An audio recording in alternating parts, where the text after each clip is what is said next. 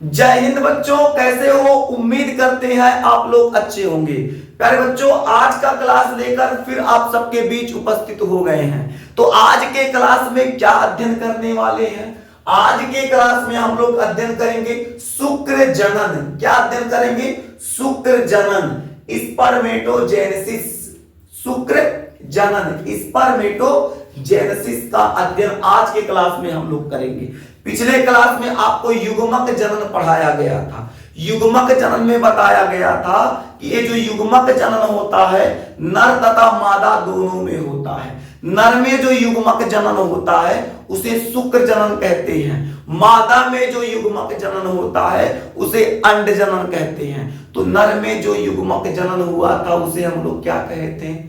शुक्र जनन। तो आज के क्लास में हम लोग क्या पढ़ेंगे? शुक्र जनन। गला खराब है, गला बैठा हुआ है, फिर भी प्रयास यही किया जाएगा कि आपको बेहतर से बेहतर पढ़ाया जाए, अच्छा से अच्छा पढ़ाया जाए, ताकि अगर यहां से एक भी प्रश्न एग्जाम में उठे तो वो एक प्रश्न भी छूटने ना पाए। मेरे देश के अच्छे बच्चे, मेहनत से पढ़िएगा, नोट्स बनाते रहिएगा, तैयारी जबरदस्त कीजिएगा, ताकि एग्जाम में जब बैठिए तो आपके कलम की स्पीड इतनी जबरदस्त हो, बगल वाला माथा पकड़ ले, बाप रे बाप कितना खतरनाक लिख रहा है, अब हमारा क्या होगा? कुछ नहीं होगा, आपका तो कुछ नहीं होने वाला, क्योंकि आप बायोलॉजी यहां पढ़ने आए हैं, हमसे पढ़ रहे हैं। तो बायोलॉजी में एक एक टॉपिक, एक एक क्वेश्चन, एक एक पॉइंट को यहां से क्लियर करके भेजूंगा। चैनल को सब्सक्राइब कर लो। अगर चैनल पे पहली बार आए हैं, सब्सक्राइब कर लिए हैं तो अपने मित्रों के पास शेयर कर दीजिएगा, ताकि आपके साथ साथ उनका भी भला हो सके। अब हम लोग समझते हैं शुक्र जनन क्या होता है। क्या समझेंगे? शुक्र जनन क्या होता है मेरे देश के अच्छे बच्चे? देखिए, शुक्र जनन की क्रिया नर में होती है। पहली अहम बात, शुक्र जनन की क्रिया कहां होगी बाबू? नर में होगी। शुक्र जनन, शुक्र जनन, शुक्र जनन। शुक्र जनन की क्रिया किसमें होगी? नर में होगी। तो नर के किस भाग में होगी? वृषण में होगी।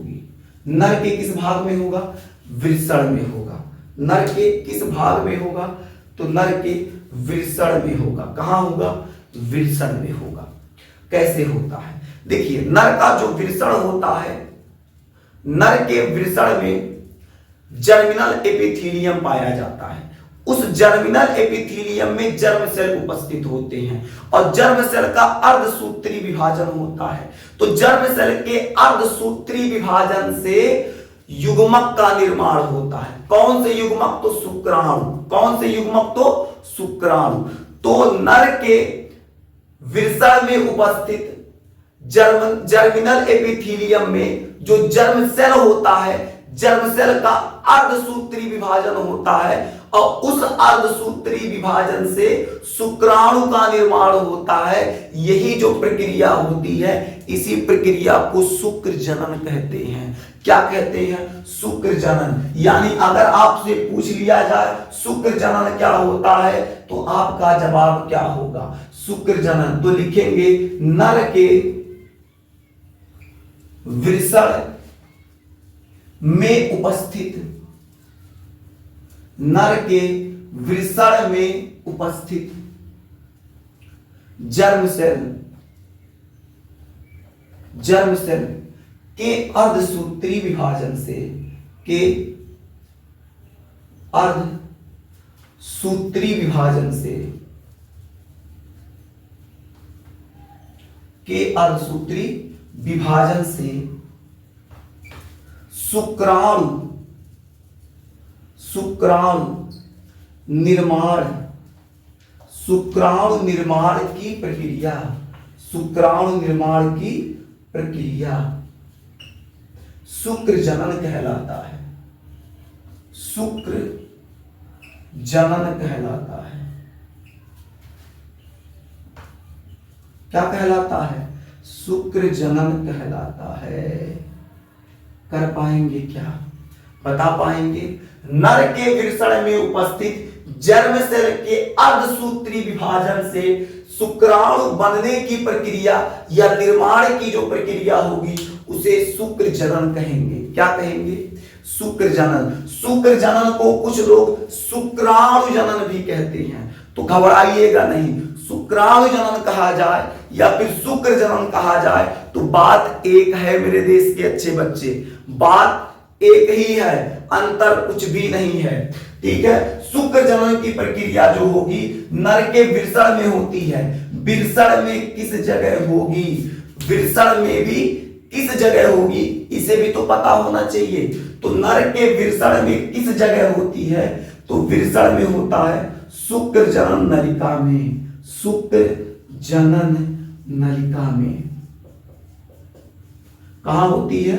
शुक्र जनन नलिका में। यानी जो जर्म सेल का विभाजन होता है कहां होता है? शुक्र जनन नलिका में। यानी शुक्राणु का निर्माण कहां होता है? शुक्र जनन नलिका में। शुक्र जनन की क्रिया कहां होगी? शुक्र जनन नलिका में। समझ में आ गया? अब ये जो शुक्र जनन की क्रिया होती है किस अवस्था में होती है, किस एज में होती है, इसे भी तो पता होना चाहिए। तो जब बच्चों में, बच्चों नहीं कह सकते हैं, जब लड़कों में क्या होता है? किशोरावस्था आता है। किशोरावस्था, किशोरावस्था यानी लड़कवा के जब चक्कर मकर के उम्र होगा वह समय क्या होगा? शुक्र जनन की क्रिया शुरू होगी। चक्कर मकर मतलब 14 से 16 वर्ष, क्या 14 से 16 वर्ष की आयु में क्या होता है? शुक्र जनन की क्रिया प्रारंभ हो जाती है, शुरू हो जाती है। अब होता कैसे है इसे समझने का प्रयास करते हैं। तो एक काम करो, इतना नोट कर लो, उसके बाद समझाते हैं। क्यों? क्योंकि शुक्र जनन की प्रक्रिया समझाने में कुछ डायग्राम की सहायता समझाना है, जो जगह कम पड़ जाएगा। पहले इतना नोट कर लीजिए, फिर आपको आगे शुक्र जनन की प्रक्रिया डायग्राम द्वारा समझाया जाए। नोट कीजिए। चलिए शुक्र जनन की प्रक्रिया हम लोग समझते हैं।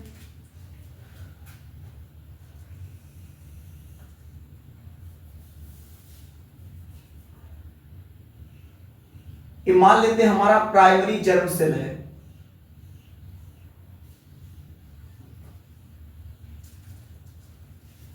ये क्या है? Primary germ cell.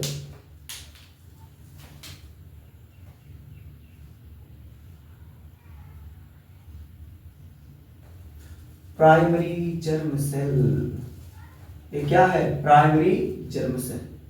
ठीक है, जर्म सेल, जर्म सेल है। अब होता क्या है? ये जो जर्म सेल होता है इसमें बार बार समसूत्री विभाजन होता है।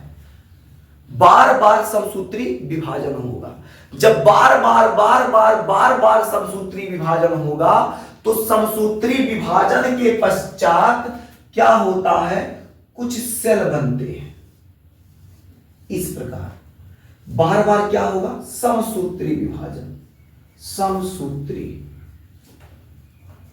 समसूत्री विभाजन।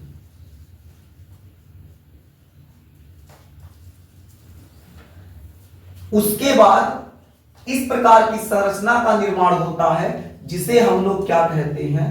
स्पर्मेटोगोनिया।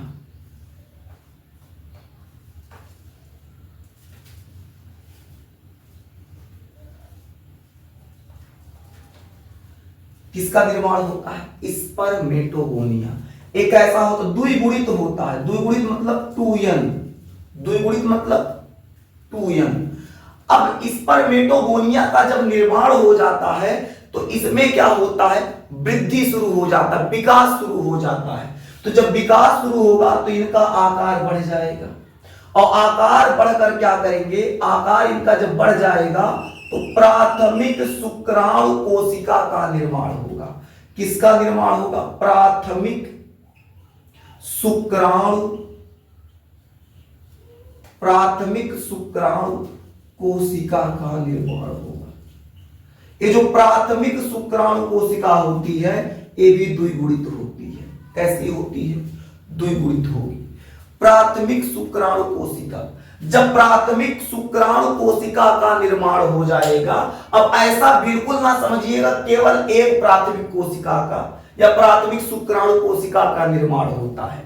मेरे देश के नौजवान, एक प्राथमिक कोशिका का निर्माण नहीं होता है, ऐसे कई एक से अधिक प्राथमिक शुक्राणु कोशिका का निर्माण होता है, जिससे करोड़ों शुक्राणु बनते हैं। कितना? करोड़ों बता रहे, करोड़ों।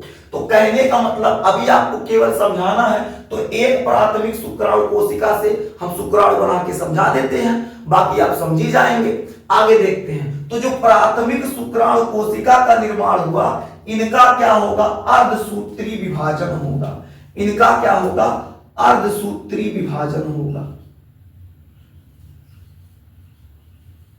अर्धसूत्री विभाजन। जब इनका अर्धसूत्री विभाजन होगा, तो अर्धसूत्री विभाजन के पश्चात द्वितीयक शुक्राणु कोशिका का निर्माण होगा। किसका? द्वितीयक शुक्राणु कोशिका का निर्माण होगा। अब जब द्वितीयक शुक्राणु कोशिका का निर्माण हो जाएगा, पुनः इनका अर्धसूत्री विभाजन होगा। पुनः इनका क्या होगा? अर्धसूत्री विभाजन। बहुत टफ नहीं है बालक, बहुत आसान है। समझेंगे तो आसानी से समझ में आ जाएगा। ना समझने वाले के लिए बहाना तो करोड़ों है बालक। ठीक है, समझिएगा, मेहनत से समझने का प्रयास करेंगे तो आपको बिल्कुल समझ में आएगा। कोई टफ नहीं है, कोई कठिन नहीं है, बहुत आसान है। ठीक है, तो जब द्वितीयक शुक्राणु कोशिका का निर्माण होगा, पुनः इनका क्या होगा? अर्धसूत्री विभाजन होगा। पुनः क्या होगा? अर्धसूत्री विभाजन। यहां लिख दें, पुनः इनका क्या होगा? अर्धसूत्री विभाजन होगा। और जब पुनः अर्धसूत्री विभाजन होगा, यहां विभाजन जब पुनः इनका अर्धसूत्री विभाजन होगा, तो क्या हो जाएगा? किसका निर्माण होगा? ये भी तो समझ लीजिए। जब दोबारा इनका अर्धसूत्री विभाजन हुआ, तब अचल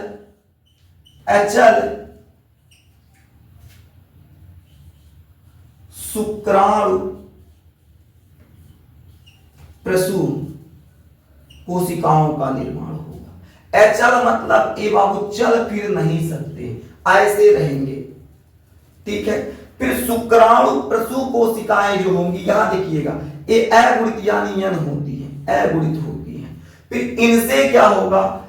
एक शुक्राणु प्रसून से एक शुक्राणु का निर्माण होगा।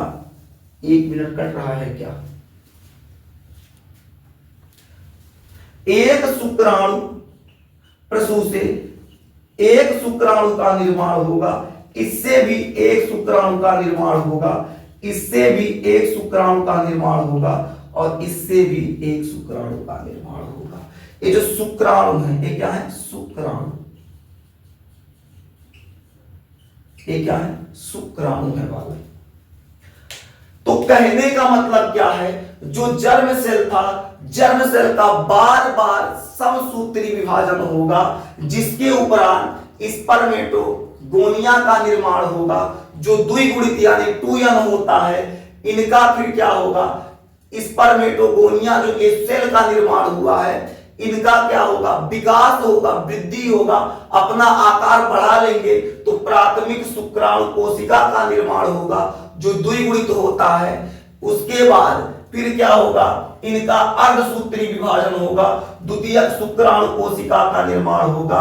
अब इन द्वितीयक शुक्राणु कोशिका का पुनः अर्धसूत्री विभाजन होगा, तो 4 क्या होंगे? अचल शुक्राणु प्रसून का निर्माण होगा।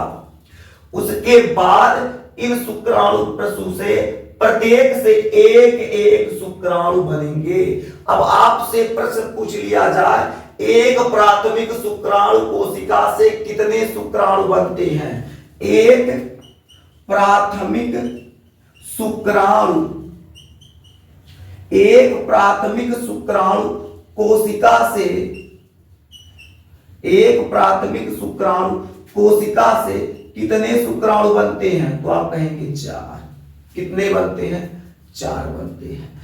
ये जो पूरी प्रक्रिया है बालक, इस पूरी प्रक्रिया को शुक्र जनन कहते हैं। क्या कहते हैं? शुक्र जनन। युग्मक जनन जब आपको पढ़ा रहे थे, वहां बताए थे इसकी 3 प्रवस्थाएं होती हैं। कौन कौन सी? एक होती है गुणन प्रवस्था, एक होती है वृद्धि प्रवस्था, एक होती है परिपक्वन प्रवस्था। यहां पर जो होगी ये हो जाएगी आपकी गुणन प्रवस्था, गुणन प्रावस्था। ये आपकी वृद्धि प्रवस्था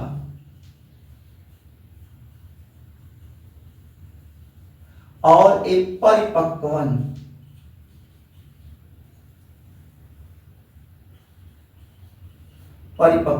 प्रावस्था। समझ गए क्या? तो उस युग्मक जनन के क्लास में कहे थे कि बाबू गुणन प्रवस्था, वृद्धि प्रवस्था, परिपक्वन प्रवस्था क्या होगा, तुरंत समझाना वहां ठीक नहीं होगा। यहां देखिए तुरंत समझ गए। ये जो हुआ क्या हो रहा है, बार बार विभाजन हुआ, बार बार विभाजन हुआ तो गुणन तो हुआ, तो इसको गुणन प्रवस्था। वृद्धि किया, वृद्धि करके प्राथमिक शुक्राणु कोशिका का निर्माण किया तो वृद्धि प्रवस्था। आगे चल के परिपक्व हो रहा है तब तो शुक्राणु का निर्माण कर रहा है, तो इसलिए इसे परिपक्वन प्रवस्था के अंतर्गत रखेंगे। किसके अंतर्गत? परिपक्वन प्रवस्था। ये पूरी प्रक्रिया शुक्र जनन होती है और शुक्र जनन के द्वारा शुक्राणु का निर्माण होता है। एक प्राथमिक शुक्राणु कोशिका से 4 शुक्राणुओं का निर्माण होता है। 1 2 3 4 शुक्राणुओं का निर्माण होता है। ठीक है, गला खराब है, वरना विचार तो बना रहे थे इसके बाद अन्य जनन भी आज समझा दे, लेकिन बाबू गला धीरे धीरे बैठता जा रहा है। तो आज का क्लास बस यहीं तक, फिर मिलेंगे आपसे अगले क्लास में। तब तक के लिए जय हिंद।